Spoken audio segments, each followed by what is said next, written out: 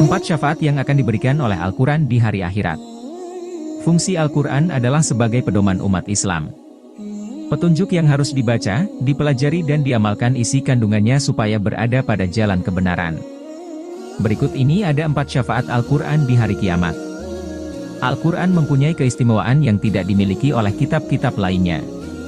Salah satu keistimewaannya adalah memberikan syafaat di hari kiamat.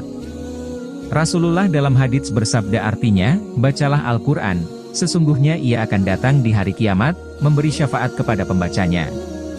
Hadis riwayat Muslim. Inilah 4 bentuk syafaat Al-Quran di hari kiamat meliputi pemberi syafaat agar masuk ke dalam surga, dapat mengangkat derajat manusia di dalam surga, dapat menghindarkan manusia dari sifat yang buruk, dan memberi syafaat kepada orang tua. 1. Pemberi syafaat agar masuk ke dalam surga. Al-Quran sebagai pemberi petunjuk untuk mengarungi kehidupan di dunia.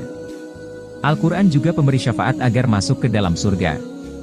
Dalam sebuah hadits Rasulullah bersabda artinya, bacalah Al-Quran karena Al-Quran akan datang pada hari kiamat nanti sebagai pemberi syafaat bagi yang membacanya, dengan tadabbur dan mengamalkannya. Bacalah Al-Zahrawain, 2 cahaya, yaitu surah Al-Baqarah dan Ali Imran karena keduanya datang pada hari kiamat nanti seperti 2 awan atau seperti 2 cahaya sinar matahari. Atau seperti 2 ekor burung yang membentangkan sayapnya, keduanya akan menjadi penjaga bagi yang rajin membaca 2 surat tersebut. Hadis riwayat Muslim ayat 1910. 2. Dapat mengangkat derajat manusia di dalam surga. Selain memberi syafaat masuk surga, Al-Quran juga memberi syafaat mengangkat derajat manusia di dalam surga. Sebagaimana Rasulullah bersabda dalam hadits artinya, dikatakan kepada orang yang menjadi penjaga Al-Quran, bacalah dengan tartil sebagaimana engkau dulu sewaktu di dunia membacanya dengan tartil. Karena sesungguhnya kedudukanmu, tingginya derajatmu di surga, adalah tergantung pada akhir ayat yang engkau baca. Hadis riwayat Abu Daud dan Tirmidzi. Para ulama menjelaskan bahwa setiap seseorang membaca 1 ayat, maka ia akan dinaikkan 1 tingkatan surga hingga ia akan berhenti pada ayat terakhir hafalannya. Aisyah istri Rasulullah juga menjelaskan bahwa sesungguhnya jumlah tingkatan surga itu sebanyak jumlah ayat Al-Quran, dan tidak ada satupun penghuni surga yang lebih utama, tinggi tingkatannya, daripada pembaca Al-Quran. Musannaf Ibnu Abi Syaibah ayat 29952. 3. Dapat menghindarkan manusia dari hisab yang buruk. Sesudah manusia dikumpulkan di padang mahsyar. Ketika itu manusia akan menghadapi proses penghisaban amal perbuatan selama di dunia.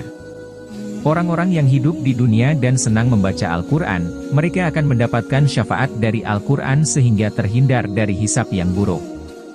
Ibnu Abbas berkata, siapa yang membaca Al-Quran dan mengikuti petunjuknya, maka Allah akan memberinya hidayah di dunia dan melindunginya dari buruknya hisab amalan di hari kiamat kelak. Karena Allah telah berfirman, barang siapa yang mengikuti petunjukku maka ia tidak akan sesat di dunia dan sengsara di akhirat. Quran Surah Taha ayat 123. Dalam kitab Tafsir wa Al-Tanwir, telah dijelaskan tentang firman Allah yang berbunyi, maka ia tidak akan sesat, bermakna bahwa seseorang mengikuti petunjuk yang berasal dari Allah yang diturunkan lewat lisan Rasulnya maka ia akan diselamatkan dari adanya kesesatan di dunia.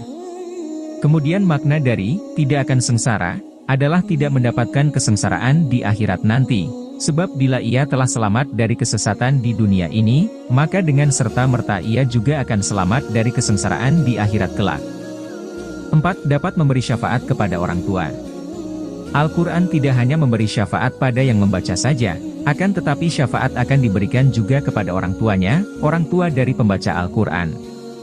Rasulullah dalam sebuah hadits bersabda artinya, barang siapa membaca Al-Quran dan mengamalkan apa yang terkandung di dalamnya, maka kedua orang tuanya akan dipakaikan mahkota pada hari kiamat yang cahayanya lebih terang daripada cahaya matahari. Seandainya berada di rumah-rumah kalian di dunia ini, maka bagaimana menurut perkiraan kalian mengenai ganjaran pahala orang yang mengamalkannya? Hadis riwayat Abu Daud ayat 1453. Syaikh Abdul Aziz Al-Raji menjelaskan bahwa para penjaga Al-Quran adalah orang-orang yang mengamalkan kandungannya meskipun mereka tidak menghafalkan di luar kepala. Oleh karena itu barang siapa yang membaca Al-Quran dan mengamalkan kandungannya maka ia sudah termasuk kerabat Allah secara khusus baik ia menghafalkannya di luar kepala atau tidak. Namun bila ia menghafalnya maka tentunya sangat utama, dan bila ia tidak menghafalnya dan hanya selalu membacanya lewat mushaf dengan selalu mengamalkan kandungannya, maka ia termasuk dalam golongan penjaga Al-Quran. Syarah Sunan Ibnu Majah.